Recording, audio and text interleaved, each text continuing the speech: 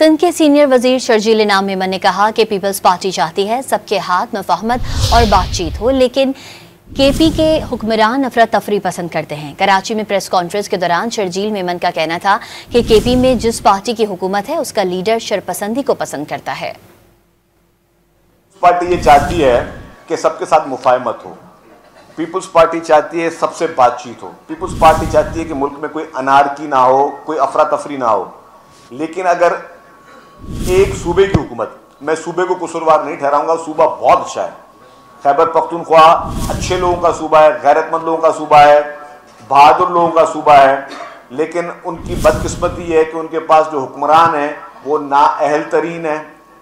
उनके जो हुक्मरान हैं वो अफरा तफरी को पसंद करते हैं। उनका जो लीडर, जिसकी हुकूमत है, उनका लीडर जो है वो शर्क पसंदी को पसंद करता है, वो धमकियों से पसंद करता है।